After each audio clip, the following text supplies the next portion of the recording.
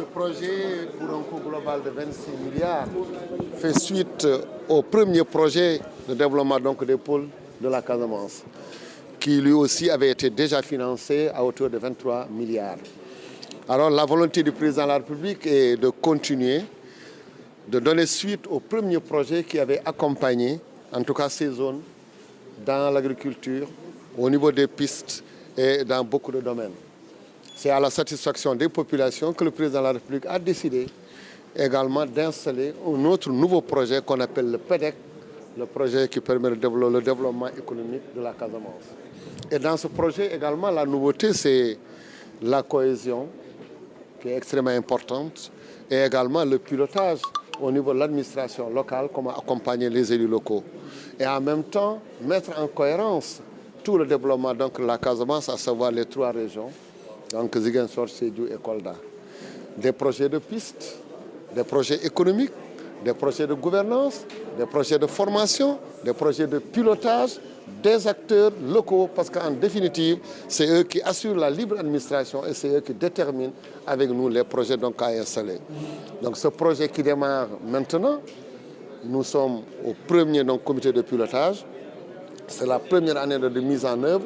Je crois qu'à la lumière de ce qui avait été fait et la demande très forte des populations, fait qu'aujourd'hui le président de la République a encore mis 26 milliards dans les 3 régions pour développer la verte et belle Casamance. Je l'ai dit tout à l'heure en introduction qu'il y avait au niveau climatique beaucoup de problèmes liés donc dans les années avant 2000 en réalité. Les régions donc a créé beaucoup de problèmes.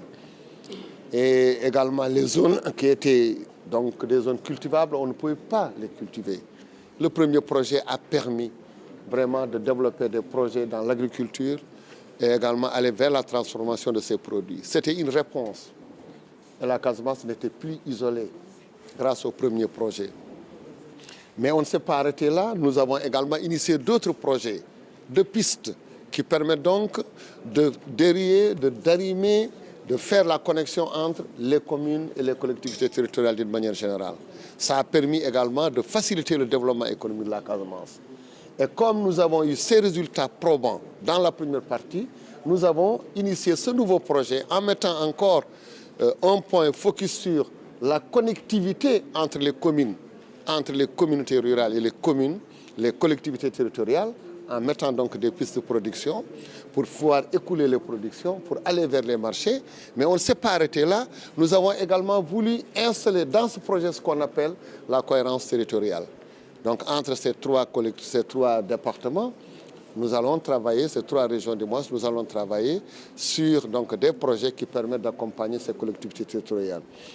La particularité, c'est de mettre d'abord 23 milliards, de se rendre compte qu'au niveau de la connectivité, c'était important donc de faire la connexion entre les collectivités et également de dire que nous allons mettre encore plus pour accentuer la cohésion, la connectivité, le développement des projets donc, au niveau local, mais tous ces projets initiés par les collectivités territoriales, initiées par les maires. Et donc c'est ce qui fait qu'aujourd'hui nous sommes très satisfaits vraiment de lancer ce premier comité de pilotage. Quand il s'agit d'arbitrer, c'est extrêmement difficile.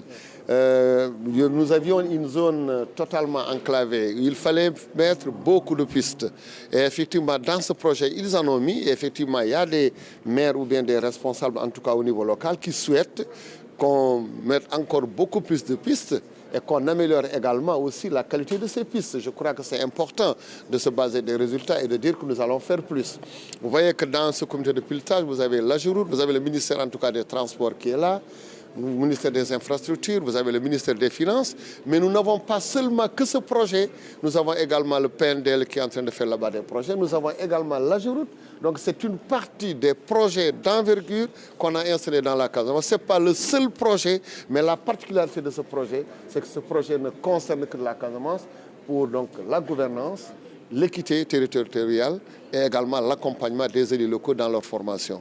Vraiment, c'est ça la particularité de ce projet pour qu'on puisse produire, avoir des pistes, aller vers le marché et également avoir une bonne gouvernance pour que ces collectivités, que ces maires qui sont là-bas, ces présidents de conseil départemental puissent initier eux-mêmes des projets au niveau local et que nous, qu'on puisse accompagner au niveau du PEDEC.